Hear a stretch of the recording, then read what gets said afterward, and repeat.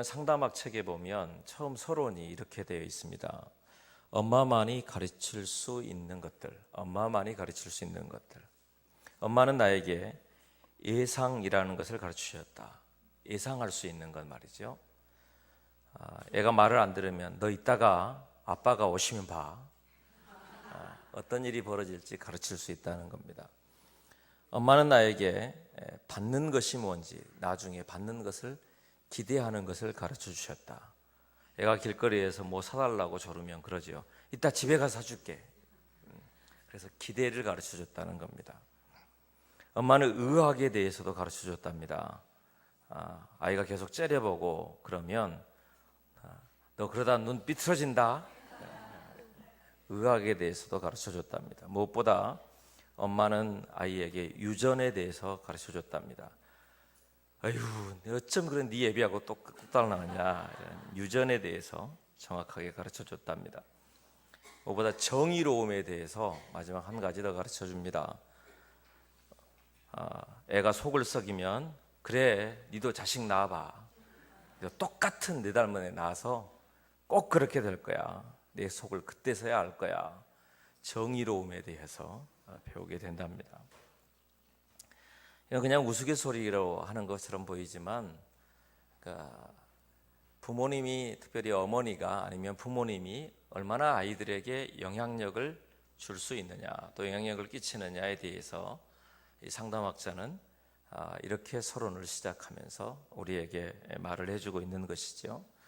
처음 만나는 분, 또 우리의 삶에 가장 많이 만날 수 있는 것이 부모님이요, 부모님을 통해서 이와 같은 영향력을 나눌 수 있다. 어제가 어린이날이었습니다. 어린이날 조금 전에 올라오다 보니까 교회 학교에서 어린이날 뭐 했어요? 선생님이 앞에서 계속 물으셔요. 아이들이 어제 재밌었어요? 그랬더니 애들 대답이 전혀 재밌지 않았다고 다들 이야기해요. 근데 그 중에 한 아이가 자기는 재밌었대요. 어디 갔다 왔냐 그랬더니 어제 캠핑 갔다 왔다고. 저하고 눈이 마주친 부모님이 다녀왔다고 그 아이가 자랑을 하더라고요. 어린이날이라고 하는 것, 아이들을 가장 귀중하게 여기는 날로 아마 정한 것일 겁니다. 소파 방정환 선생님에 의해서 처음 시작되었는데 1923년 그 당시는 5월 1일에 어린이날로 선생님이 만들었는데 1946년 정부에서 5월 5일을 공식적인 어린이날로 이렇게 선포했습니다. 어린이, 어제 제가 사역자들하고 식사하면서 그랬어요. 어린이는 도대체 몇 살까지가 어린이냐? 어린이날은 우리의 큰 아이들도 전부 어린이에 속하려고 하는 그런 심보가 있더라고요. 그렇죠. 어린아이에 있고자 하는. 그래서 몇 살까지 어린아이냐? 몇 살까지 어린아이예요? 아직도 어린아이죠.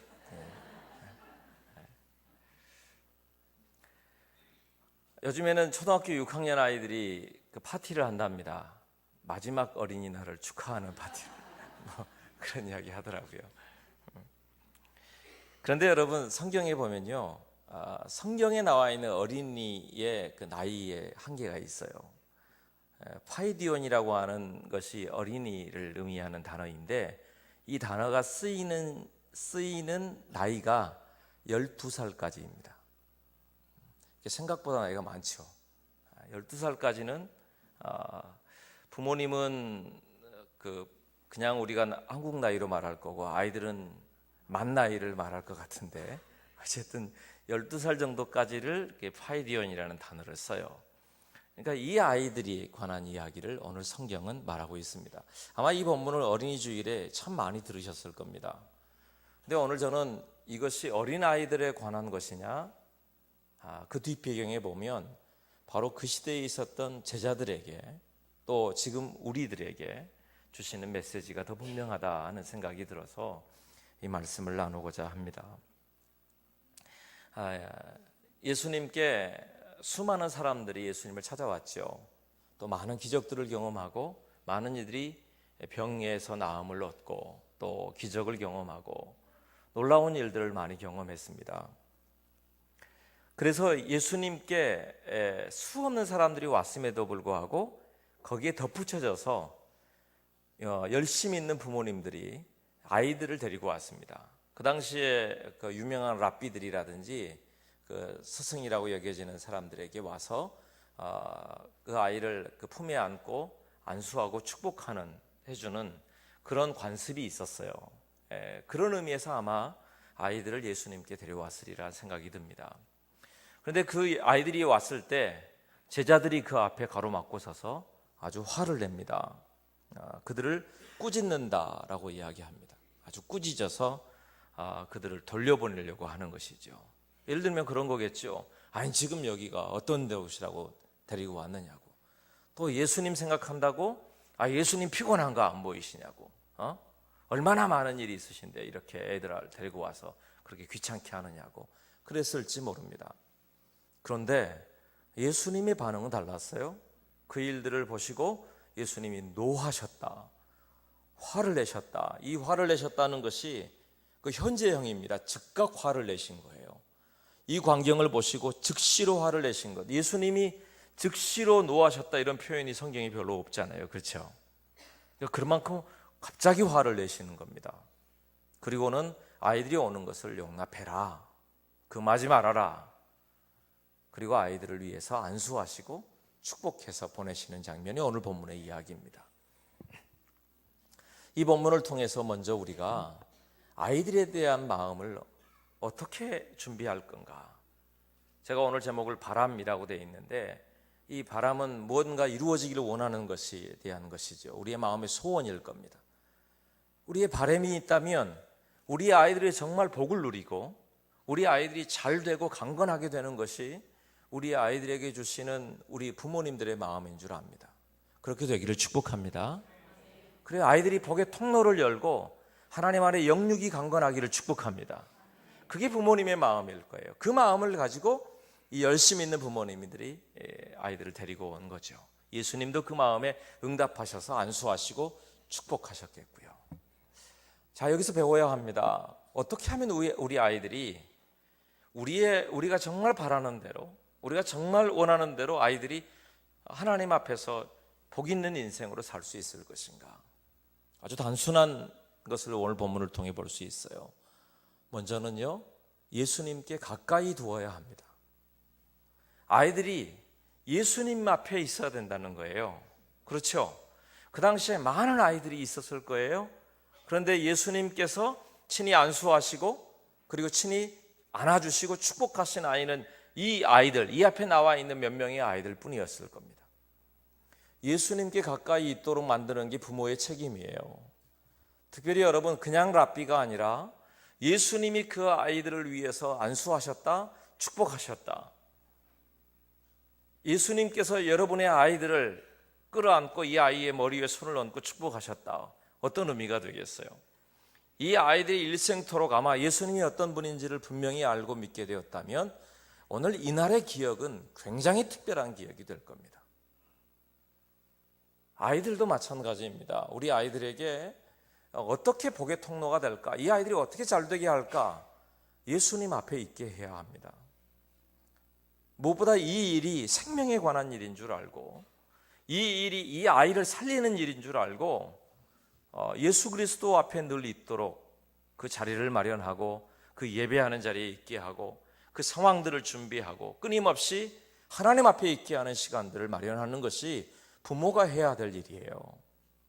우리가 유아 세례를 주면 유아 세례에서 꼭 그렇게 말하죠. 부모님에게 다짐을 받아요. 이 아이를 믿음으로 양육할 것에 대해서. 그럼 믿음으로 양육하는 거에 뭐예요? 주님 앞에 어찌하든지 내가 내 마음대로 할 수 있는 게 아니에요. 그렇다 그러면 주 앞에 늘 있도록 기회를 제공하고 늘 그 앞에 있도록 해야 하는 것이죠.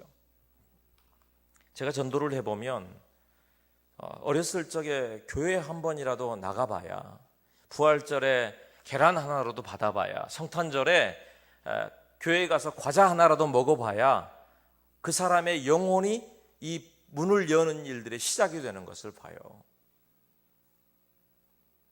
요즘에 여러분 전도해 보면 예전에 찬양 한 곡이라도 들어본 사람이 있다면,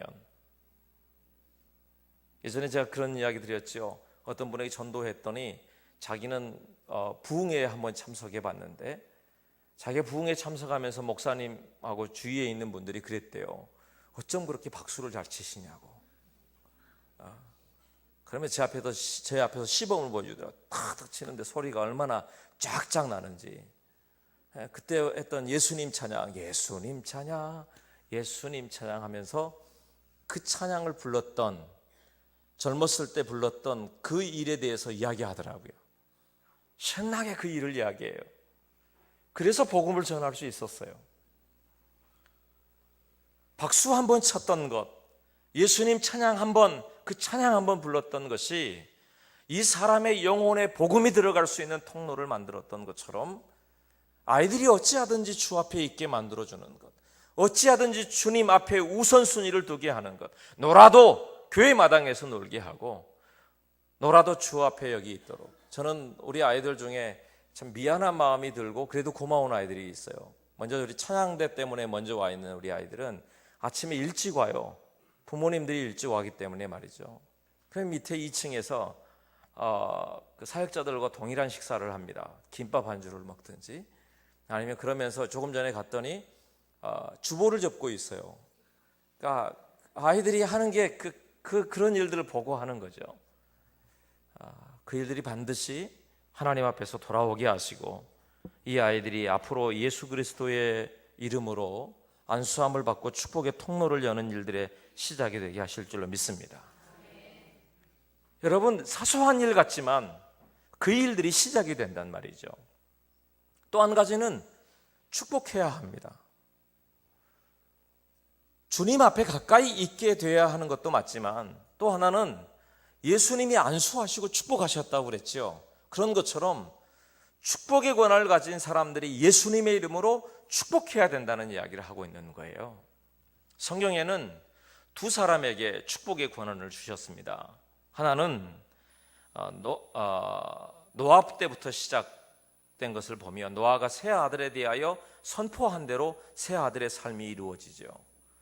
아브라함도 그랬고 이삭도 그랬고 야곱도 그랬고 그 이후에 모세도 그랬고 그들이 선포한 대로 자녀를 위해 축복한 대로 아버지가 축복한 대로 그곳에서 이루어지는 일들을 보게 됩니다. 창세기 49장 26절에 보면 내 아버지의 축복이 내 선주의 축복보다 나아서 영원한 산이 한없음 같이 이 축복이 요셉의 머리로 돌아오며 그 형제 중 뛰어난 자의 정수리로 돌아오리로다. 그의 아버지가 요셉을 축복하는 장면인데 축복한 대로 그 축복의 메시지가 그의 머리 위로 돌아오게 될 것이다. 또 하나의 축복의 권한이 있죠. 민수기 6장에 보면 아론과 그 아들들에게 말하여 이르기를, 대제사장의 가문의 이야기죠. 대제사장과 제사장들을 세우신 목적입니다. 너희는 이스라엘 자손을 위하여 이렇게 축복하여 이르되 여호와는 내게 복을 주시고 너를 지키시기를 원하며 여호와는 그의 얼굴을 내게 비추사 은혜 베푸시기를 원하며 평강 주시기를 원하노라. 다시 말하면 대제사장과 제사장들에게 주시는 축복의 권한이 있는 반면에 또 하나는 그의 아버지와 부모님에게 주시는 축복의 권한이 있어요. 이들이 축복해야 되는 겁니다. 우리가 예수 그리스도의 이름으로 지금 우리 아이들을 위해서 얼마나 기도하는지, 어떻게 축복하는지, 교회 한번 와 있는 것, 예배 한번 드리는 게 얼마나 큰 일이겠는가. 그것은 반드시 그의 머리 위로 돌아온다고 그랬어요. 부모님이 축복하고 기도하는 일이 얼마나 큰 일이겠는가. 그게 특별한 일이겠는가. 한 번 기도한다고 해서 지금 우리 아이의 인생이 지금 확연하게 우리 눈앞에서 바뀌는 걸 봐요? 그렇지 않죠. 그러나 그 기도가, 그 축복이, 그 하나님 앞에서의 예수님의 이름으로 축복했던 그 메시지가 반드시 그의 머리 위로 돌아올 것이라고 성경은 이야기하고 있는 거죠.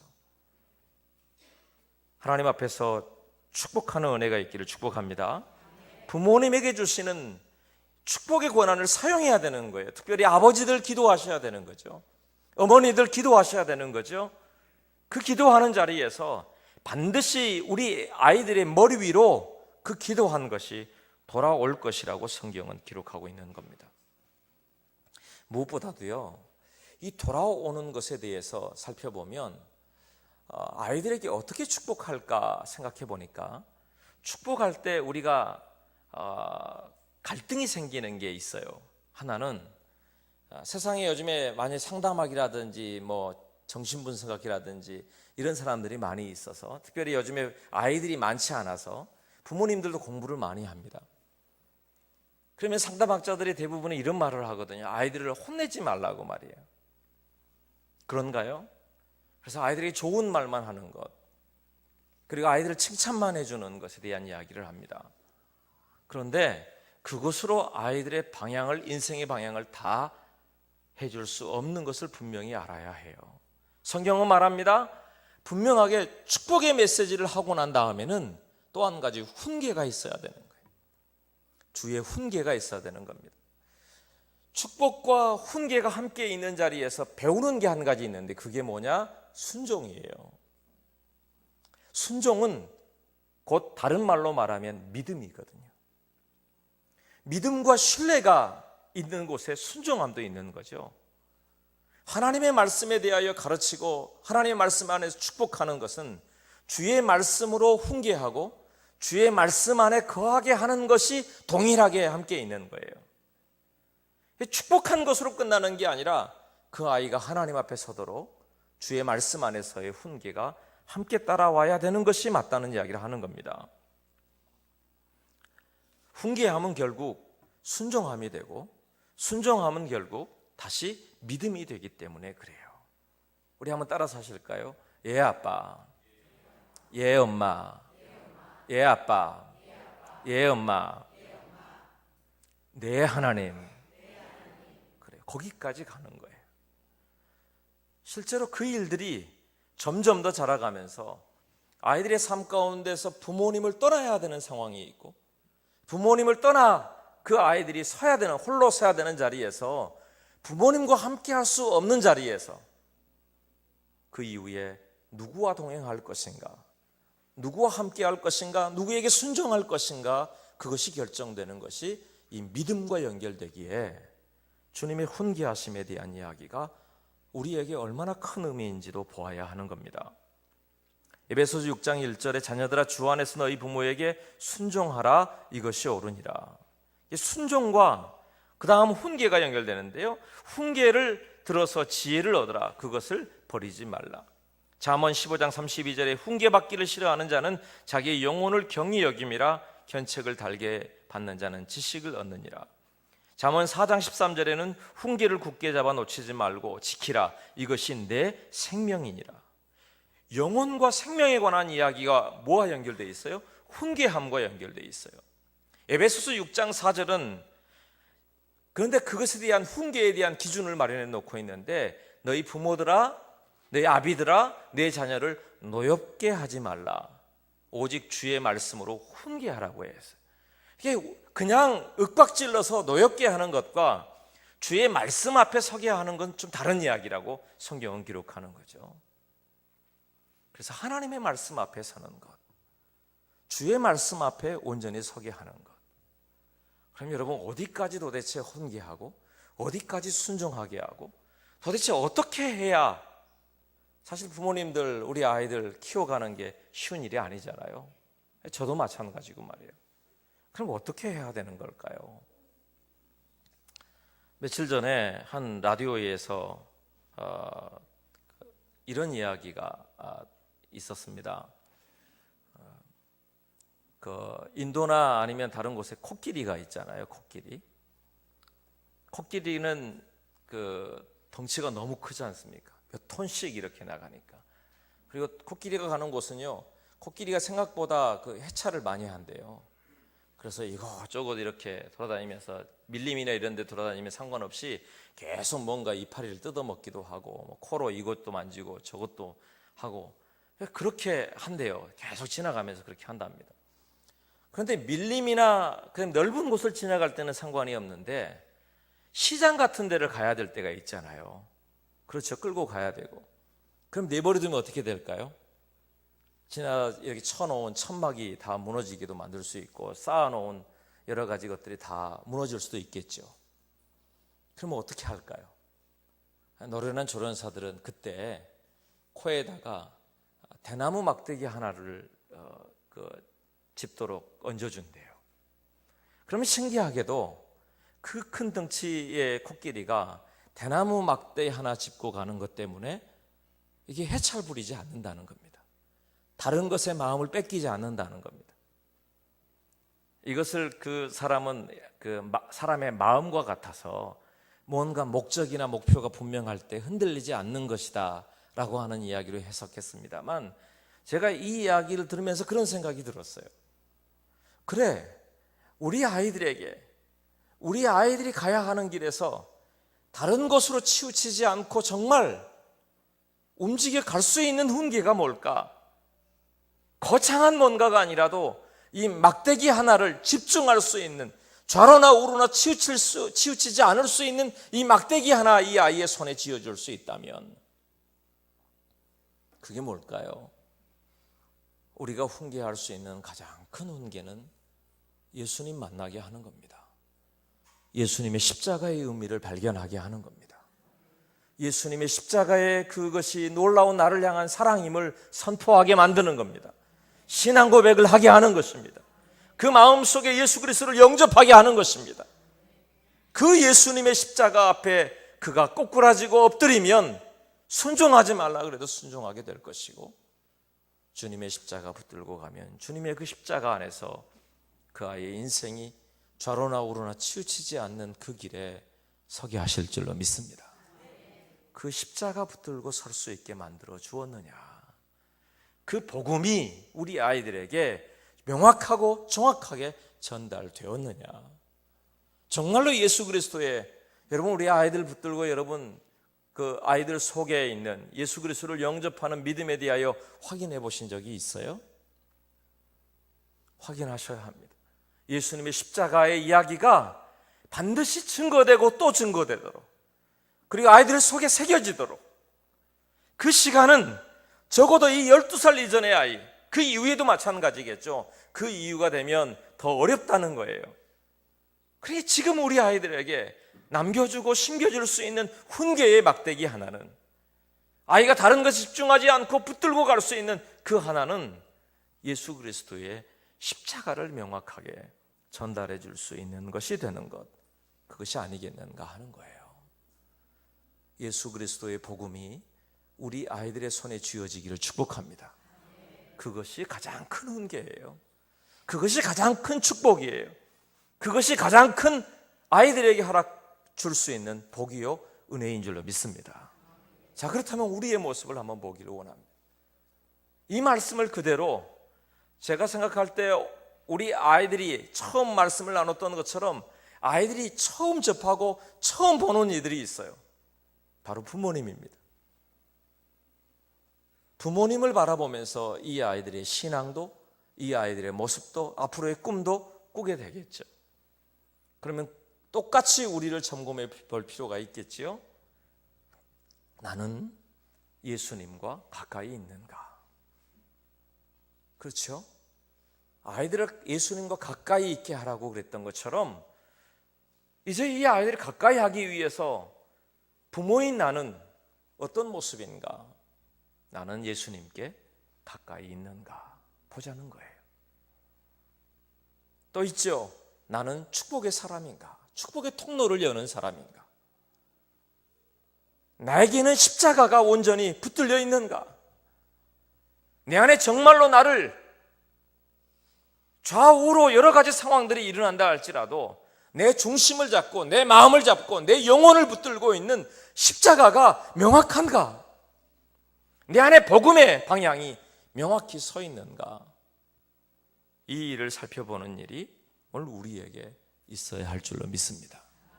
왜냐하면 오늘 본문의 이야기에 아까 이야기했던 배경이 있어요. 예수님께서 왜 화를 내셨을까?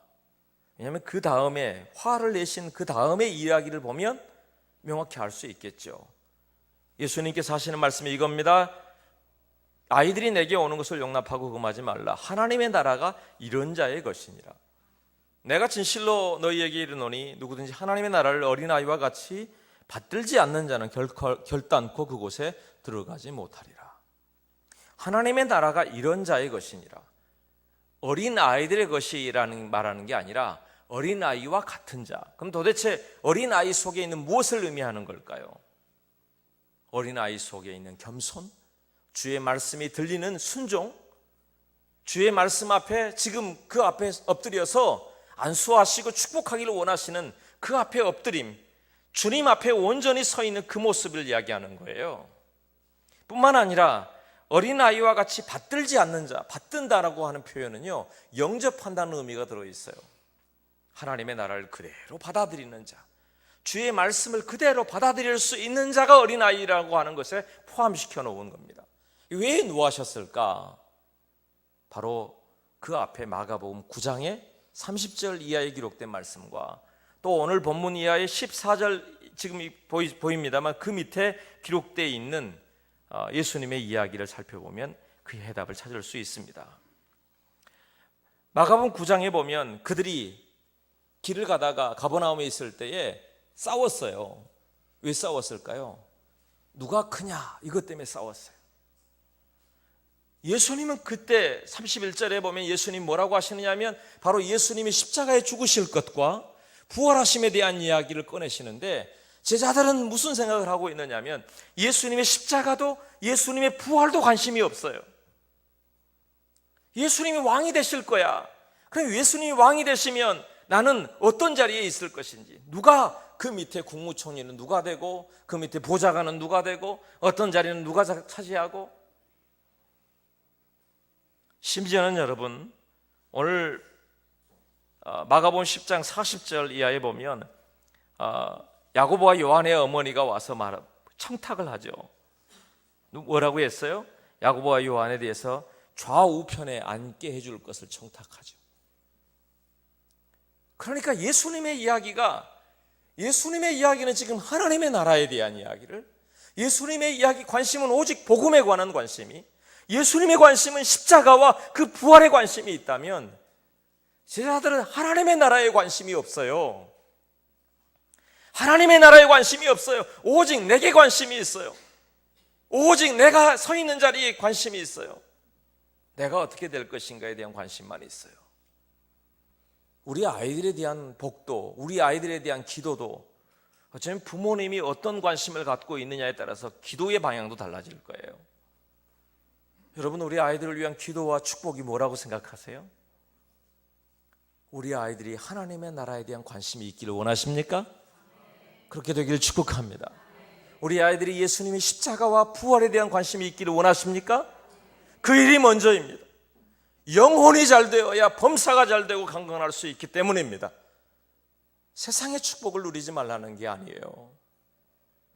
그 안에 복음이 없이는 세상에 주어지는 것, 그건 도리어 말세의 때에 하나님을 떠날 수 있는 방향이 되기 때문에 그렇습니다.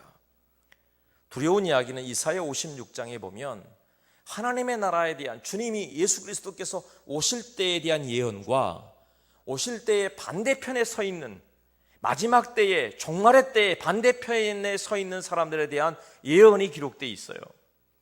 그런데 여러분, 하나님의 나라를 떠난 마지막 때에 나와 있는 그 예언에 이사야 56장 11절에 보면 이 개들은 탐욕이 심하여 족한 줄을 알지 못하는 자들이요, 그들은 몰지각한 목자들이라 다 제 길로 돌아가며 사람마다 자기 이익만 추구하며.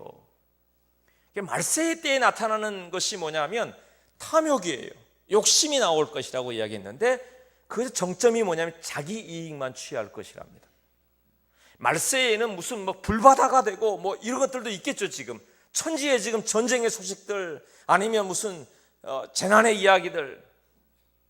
엊그제 눈이 펑펑 내려서 영하 2점 몇 도가 되었다고 이야기하잖아요, 강원도 쪽에. 세상의 기상이변들. 그런데 여러분, 더 정확한 말세의 징조가 있다면 자기 이익만 차리는 세대가 올 거랍니다. 이건요, 처음 죄를 범했던 것과 똑같지 않습니까?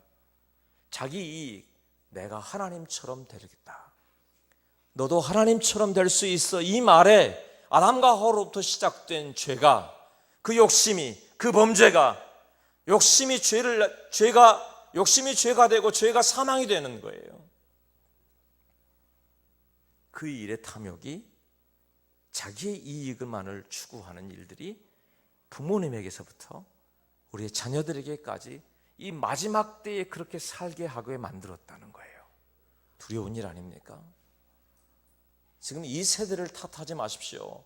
이 세대의 교회가 어떻다 함부로 이야기하지 마십시오. 잘 생각해 보면 부모님인 우리가, 먼저 믿은 우리가 정말 주 안에서 이 땅에 세워주신 하나님의 복이 무엇인지, 하나님의 나라를 사모하며 살았는지, 십자가 제도를 바라보며 살았는지, 그 복음 아래 그 부활의 능력을 힘입고 살았는지, 오늘 우리의 일을 먼저 점검해 보는 일이 옳고 맞다는 이야기를 하는 것입니다. 오늘 하나님 앞에서 우리 자녀들이 주 가까이 있게 하기를 축복합니다. 주 예수님의 이름으로 축복하기를 바랍니다. 그것이 부모님의 사명입니다. 그런데 또한 우리도 돌아보십시다. 나는 주님께 가까이 있는가? 그리고 또 나는 주 예수 그리스도의 십자가의 복음이 정확한 내 인생의 방향으로 붙들려 있는가? 작은 나무 하나가 마라의 쓴물을 완전히 바꾸어 놓은 것처럼 예수님의 십자가가 이 땅에 심겨질 때, 우리 아이들의 영혼에 던져질 때 우리 아이들의 인생이 축복의 인생으로 바뀌게 될 줄로 믿습니다. 말씀을 맺겠습니다. 안델센의 동화에 보면 분홍신이라고 하는 책이 있습니다. 이 책의 내용은 한 마법사가 그 분홍신말 빨간 구두를 만들었는데, 그 구두를 신으면 죽을 때까지 춤을 추다가 죽게 되는 저주가 걸려있는 신발입니다. 그런데 이 신발을 보는 이가 참지 못하는 거예요. 얼마나 화려한 춤을 추는지, 또 얼마나 예쁜지. 그래서 이 신발을 한 소녀가 결국은 참지 못하고 신발을 신고 맙니다. 그리고는 화려한 춤을 추기 시작하죠. 처음에는 얼마나 행복했는지 모릅니다. 황홀했습니다. 시장통을 지나고 사람들이 많은 곳을 지나는데 남자들이 아주 환호성을 지르는 거예요. 이 사람이 얼마나 아름답게 보이는지, 그리고 이 사람이 춤추는 것이 얼마나 예쁜지. 그래서 이 소녀가 춤추는 것을 따라다니기도 하고 소리를 지르기도 하고 서로 한 번이라도 춤추고 싶어 하고, 그리고 집으로 돌아오는 길에 골짜기도 지나고 여러 곳을 거쳐서 집 앞으로 이르렀습니다. 그런데 집 앞에 도착해도 멈추질 않는 거예요. 그의 어머니가 말합니다. 제발 좀 멈추고 이제 들어오라고 말이에요. 그런데 멈출 수가 없어요. 그리고 집을 지나쳐서 계속 다른 곳을 헤매게 됩니다. 그리고 끝까지 춤을 추다가 결국 지쳐서 죽고 맙니다. 여러분, 동화인데 이런 무서운 동화,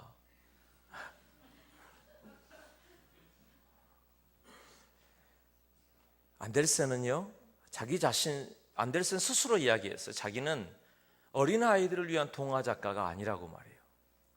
어른들에게 말해주고 싶은 게 있다는 겁니다. 사람들 속에 얼마나 탐욕이 들어있는지, 멈추지 않는 탐욕이 있어서 끊임없이 그것을 쫓아가고 춤추다가 결국은 사망의 길로 갈 수밖에 없는 인생에 대하여 경고하고 싶었을 것이다 생각됩니다.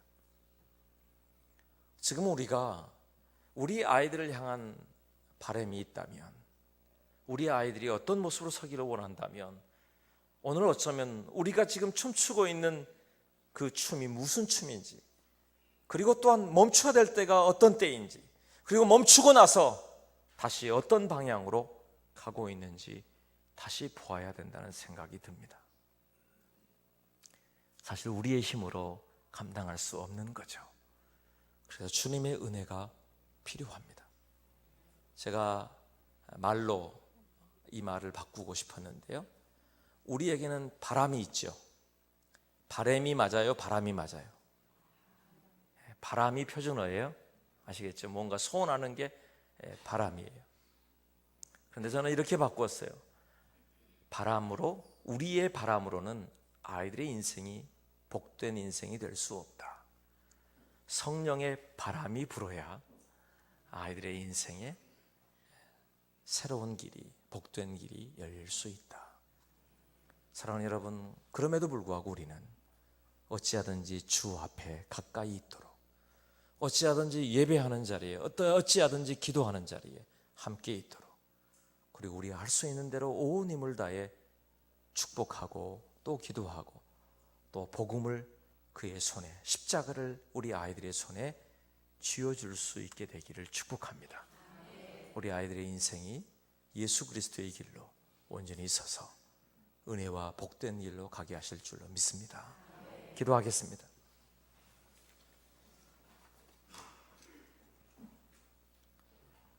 주 예수 그리스도 앞에 서게 하옵소서. 우리의 삶에 다른 방향, 다른 길이 아니라 오직 십자가 붙들고 주님과만 동행하는 길이 되게 하여 주옵소서.